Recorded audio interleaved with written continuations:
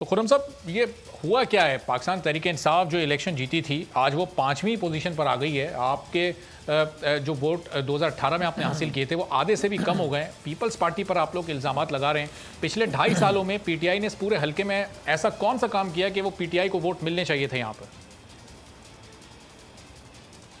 अच्छा देखिए, सबसे पहले तो जो साहब फरमा रहे थे, मैं इनके बारे में ज़रूर इनकी बात के बारे में ज़रूर मैं कहूँगा। देखिए, बिल्कुल ठीक फरमाया इन्होंने। असल में बात यह है कि जब ये इलेक्शन अनाउंस हुआ था तो पाकिस्तान तहरीक-ए-इंसाफ सबसे पहली जमात थी जिन्होंने जाके इलेक्शन कमीशन से ये कहा कि जनाब रमज़ान का महीना है, लोग इबादत करेंगे, लोग गर्मी होगी, किस तरह आप एक्सपेक्ट करते हैं कि लोग निकलेंगे। कराची का माहौल आपको पता है, सारी रात लोग जागते हैं, सहरी के बाद सोते हैं। तो हमें ये पहले से मालूम था। उसके साथ साथ कोविड आपके सर के ऊपर था कि कोविड का खौफ था, स्कूल्स बंद हो रहे हैं, मार्केट्स बंद हो रही हैं। तो ये तो एक्सपेक्टेड था कि टर्नआउट बहुत ज़्यादा ख़राब होगा। ये एहसास इलेक्शन कमीशन ऑफ पाकिस्तान, हमने तो बाकी सियासी जमातों से भी गुजारिश की थी कि रमज़ान से हटाया जाए और कम से कम ईद के 1 महीने के बाद किया जाए, ताकि कैंपेन का भी मौका दिया जा सके, इबादत भी कर सके, नमाजें भी पढ़ सके। तो ये इलेक्शन कमीशन का फेलियर था। अगर टर्नआउट इतना ख़राब हुआ है तो उसका रीज़न सबसे बड़ा यही है कि रमज़ान का महीना था, गर्मी बहुत ज़्यादा थी। लेकिन जाहिर है कि मेन चीज़ ये थी कि इबादतें करके लोग सो रहे होते हैं। ये मामला तो सभी के साथ था ना, ये तो फिर दूसरी जमातों के साथ भी था, इसने सिर्फ पीटीआई को तो नहीं इफेक्ट किया। बिल्कुल ऐसे, बिल्कुल बिल्कुल बिल्कुल ठीक फरमा रहे हैं। सबके साथ बराबरी थी और भी सियासी जमातों ने एप्लीकेशंस दी थी वहाँ पर कि इसको ईद के बाद कराया जाए इलेक्शंस को। दूसरी बात जनाब यह है कि मेरा तो, चलें आप मुझसे पूछते हैं कि हमने ऐसा क्या करा कि लोग हमें वोट देते। देखिए, मेरा तो सवाल आपसे है ना कि 14 साल में पाकिस्तान पीपल्स पार्टी ने बल्दिया में क्या किया? क्या दूध की नहरें बह रही थी बल्दिया के अंदर कि पीपल्स पार्टी को लोग जो है वोट देते? हमने तो काम करा था। 35 करोड़ रुपए पिछले 2 साल के अंदर बल्दिया में फैसल वाडा साहब ने तरक्याती कामों से करवाया, सड़कें बनाई, तबाहाल इलाका था ये। ज़ाहिर है 35 करोड़ में पूरा बल्दिया तो नहीं बन सकता था, लेकिन एक बहुत बड़ा इलाका बल्दिया का, जहाँ से हमारे एक एमपी इलेक्टेड थे, वहाँ पर काम कराया गया और बल्दिया के हालात को बेहतर किया गया। लेकिन क्या पीपल्स पार्टी बता सकती है कि उन्होंने कुछ किया हो? देखें जनाब, 1 महीने में 2 घंटा पानी आता है यहाँ पे, 2 घंटा, सिर्फ 2 घंटा पूरे महीने के अंदर, ये बल्दिया के लोग कहते हैं। अच्छा, कैंपेन तो चलो सिर्फ हमने तो नहीं करी ना, सियासी जमातों ने। आप मीडिया के जो चैनल्स थे, आपके जो कैमरामैन थे, आपके सहाफ़ी, वो भी तो रोड पर थे ना। आप मुझे बताएं कि क्या मेरा मुकाबला पाकिस्तान पीपल्स पार्टी के साथ था?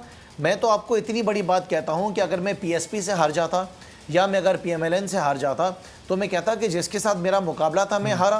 28 तारीख की रात तक तो पाकिस्तान तहरीक-ए-इंसाफ जीत रही थी। पीएमएलएन दोनों से हार चुके हैं। पीएसपी के वोट 9227 और पीएमएलएन के 15000 से ज्यादा हैं। दोनों जमातों से भी हारे हैं। मैं आपसे कंप्लीट कर रहा हूं, मैं बात कंप्लीट कर रहा हूं। तो जनाब 28 तारीख की रात तक तो पाकिस्तान तहरीक-ए-इंसाफ जीत रही थी। जितने सर्विस हुए, तमाम सर्विस के अंदर हम नंबर 1 पे थे और पाकिस्तान पीपल्स पार्टी 7वें या 8वें नंबर पे, 6ठे नंबर पे थी। तो ऐसा क्या हुआ कि जब सुबह सूरज निकला तो पीपल्स पार्टी जो है वो जीतने लग गई।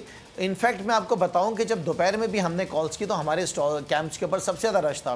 16,722 वोट जो थे वो अंदाजन हमारे सीएमएस सिस्टम के थ्रू लोग हमारे कैंप्स के ऊपर आए, उन्होंने voter slips Lee. Let's say 16,722 लोगों में से 30% लोगों ने फैसला किया कि वो हमें वोट नहीं देते, किसी और को देंगे। लेकिन 70% लोग हमारे कहाँ गए? 90 पोलिंग स्टेशंस के तो हमें रिजल्ट ही नहीं मिले अभी तक। तो आप मुझे बताएं कि ऐसा पीपल्स पार्टी ने क्या किया? देखें, पीपल्स पार्टी इस बल्दिया के अंदर बदनाम तरीन जमात है कि लोगों को पीने का पानी यहाँ पे मुयसर नहीं कर सकी 14 साल के अंदर। बाकी शहर के अंदर भी पानी अवेलेबल नहीं, लेकिन थोड़ा बहुत तो कहीं आ ही जाता होगा ना। ये वो इलाका है बल्दिया का, मैं आपको बताऊं, जहाँ पे कोई 250-300 लोगों को जिंदा जला दिया गया था। आप मुझे बताएं उन लोगों को क्या इंसाफ आज तक दिला सके? इस सूबे की जमात पिछले 14 साल से इक़्तिदार के अंदर है। तो हम तो अल्हम्दुलिल्लाह बड़ी स्ट्रांग पोजीशन में थे।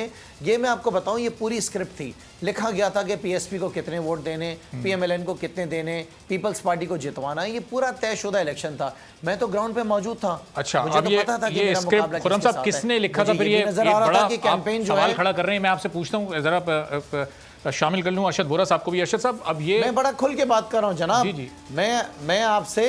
मैं आपसे बड़ा खुल के बात कर रहा हूं कि ये पूरी स्क्रिप्ट बनी हुई थी कि किसने 1 पर आना है, किसने 2 के ऊपर आना है, किसके रिजल्ट तब्दील मैं आपसे कह रहा हूं कि पाकिस्तान तहरीक-ए-इंसाफ वाहिद जमात थी जो कि एक सीएमएस एप्लीकेशन के ऊपर काम कर रही थी। मुझे तो, मैं आपको ये बता सकता हूं कि कौन कौन से लोग हमारे कैंप्स के ऊपर आए और उन्होंने अपने वोटों के बारे में हमसे स्लिप्स बनाई। बाय नेम मैं आपको बता सकता हूँ। वो कहाँ चले गए? ज़मीन खा गई, आसमान निकल गया। वो वोट्स गए कहाँ हमारे? तो मेरा ये कहना है कि बल्दिया के अंदर पिछले 14 साल के अंदर क्या दूध की नहरें बह रही थी। अच्छा PMLN का तो चलें वोट है ना, यहाँ पे हम बात कर सकते हैं अगर PMLN जीत जाती। अच्छा चलें PSP ने तो चले यहाँ पे कैंपेन भी बहुत बड़ी करी, पार्टी का चेयरमैन लड़ रहा था। वापस भी आता हूं। ए नूरे खुदा नूरे बसीरत की तलब है, रमजान का सदका तेरी रहमत की तलब है। मख्फी हैं इसी माह में रहमत के करीने, गर्दाब से निकले हुए बख्शिश के सफीने। गोया है तेरे इश्क में हम सब बराबर, मजलिस को तू गुलदस्ता फिरदौस बना दे। रिंदों को सनाए शहलौलाक पिला दे, तू शम्मे कलम को यदे बैज़ाई अता कर। बच्चों को तो इफ्तार में तस्नीम अता कर। रमजान मुबारक की खुसूसी नशरियात रमजान में बोल, सिर्फ बोल एंटरटेनमेंट पर। रमजान में बोल।